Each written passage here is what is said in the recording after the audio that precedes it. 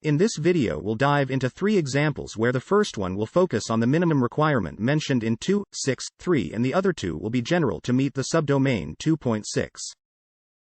Here's an example of a use case scenario for implementing the 2.6.3 controls for mobile device security and BYOD. Let's say a company has recently implemented a BYOD policy, and they want to ensure that their employees' mobile devices are properly secured and that the company's data is protected. First, the company would define and document their cybersecurity requirements for mobile devices security and BYOD. This would include policies and procedures for how employees can use their personal devices for work, what types of data and information can be stored on the devices, and what security measures need to be in place. Next, the company would implement these requirements. This could involve installing mobile device management (MDM) software on employees' devices, such as AirWatch or Mobile Iron, which would allow the company to remotely manage and secure the devices. The company may also require employees to use a passcode or fingerprint to unlock their devices, and to install anti-malware software. For 2.6.3.1, the company would require employees to separate and encrypt organization data and information stored on mobile devices and BYODs. This could be done using built-in encryption features on the devices, or using additional encryption software. For 2.6.3.2, the company would have a controlled and restricted use based on job requirements. For example, employees in the Human Resources Department would have access to different information than employees in the Finance Department.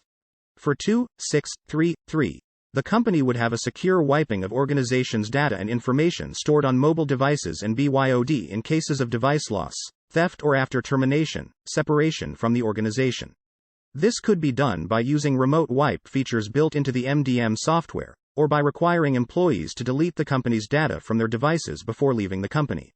For 2.6.3.4, the company would provide security awareness training for mobile device users, to help them understand the risks and how to properly secure their devices. It's worth noting that this is just one example of how a company could implement these controls, and the specific solutions and technologies that an organization chooses will depend on their unique needs and requirements. One example of a use case scenario for implementing these controls would be a healthcare organization that allows employees to use their own devices for work purposes. In this case, the organization would first define and document its cybersecurity requirements for mobile devices and BYOD, including policies for data encryption and secure wiping. The organization would then implement these requirements by providing employees with mobile device management software such as AirWatch or Mobile Iron, which would allow the organization to remotely encrypt and wipe data from the devices. Additionally, the organization would provide training and awareness to employees on the importance of mobile device security and best practices for protecting sensitive information. Another example can be a manufacturing company which employees are using mobile devices to access the control systems in the factory as well as to access the company's network. To ensure the security of the company's information, the company would first define and document its cybersecurity requirements for mobile devices and BYOD. The company would then implement these requirements by providing employees with mobile device management software such as Microsoft Intune, which would allow the organization to remotely encrypt and wipe data from the devices. Additionally, the company would provide training and awareness to employees on the importance of mobile device security and best practices for protecting sensitive information.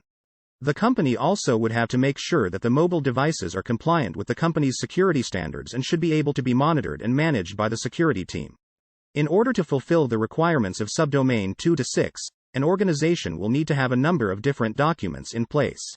These documents will be used to define, implement, and review the cybersecurity requirements for mobile devices security and BYOD.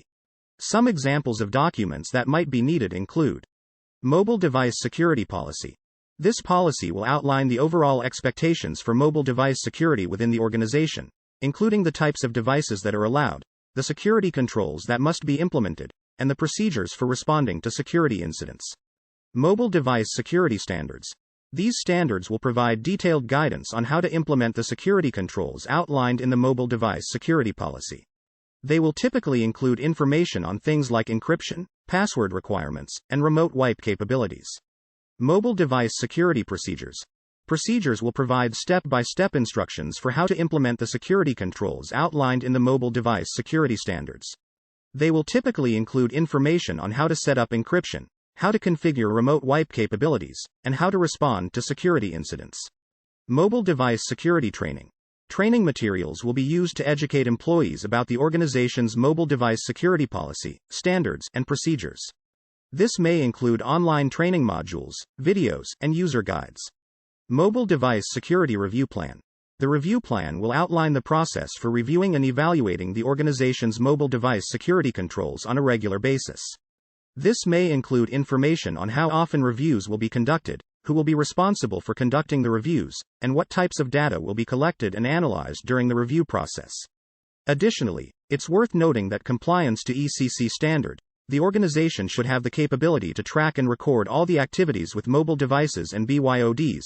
This can be done by implementing a mobile device management (MDM) tool.